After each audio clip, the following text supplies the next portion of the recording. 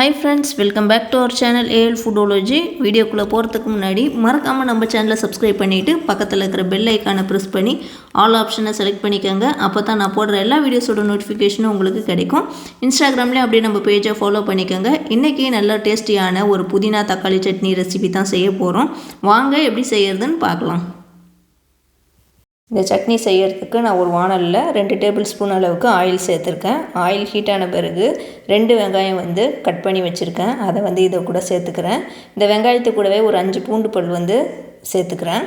இப்போ வெங்காயத்தையும் பூண்டையும் நல்லா நம்ம வதக்கி விட்டுக்கலாம். வெங்காயம் சும்மா ரஃப்பாக கட் பண்ணி வச்சுருந்தா போதும். ஏன்னா நம்ம சட்னி தான் அரைக்க போகிறோம்.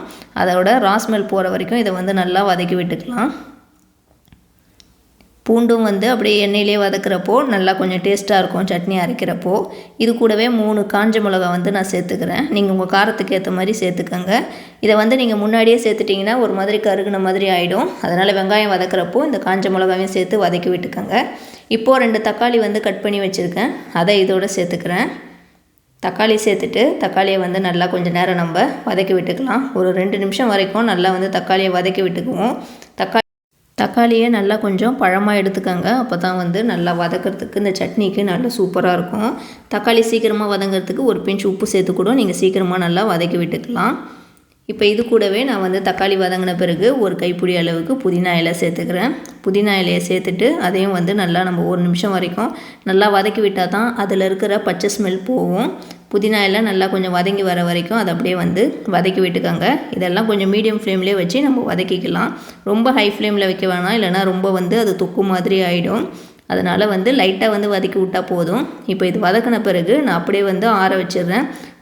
ஆறின பிறகு இதை நம்ம ஒரு மிக்ஸி ஜாரில் சேர்த்துக்கலாம். இது கூட நான் அந்த சட்னிக்கு தேவையான உப்பும் 1 டேபிள் ஸ்பூன் அளவுக்கு தேங்காயும் சேர்த்துருக்கேன். நீங்கள் துருவின தேங்காய் இருந்தால் சேர்த்துக்கோங்க. 1 டீஸ்பூன் அளவுக்கு பொட்டுக்கடலை சேர்த்துருக்கேன். இப்போ இதை சட்னியாக இது நம்ம அரைச்சிக்கலாம். இந்த மாதிரி இப்போ இந்த மாதிரி நல்லா பேஸ்ட்டாக சட்னியாக அரைச்ச பிறகு இதை இப்போ நம்ம தாளிச்சிக்குவோம். அதுக்கு நான் ஒரு பேனில் 2 டேபிள் ஸ்பூன் ஆயில் சேர்த்துருக்குறேன். ஆயில் ஹீட்டான பிறகு உளுத்தம்பருப்பு சேர்த்துருக்கேன் ஒரு 1/4 டீஸ்பூன் அளவுக்கு. இது கொஞ்சம் கலர் மாதிரி வந்த பிறகு கொஞ்சம் கருவேப்பிலையும் ஒரு 1/4 டீஸ்பூன் அளவுக்கு கடுகும் சேர்த்து தாளிச்சிக்குவோம்.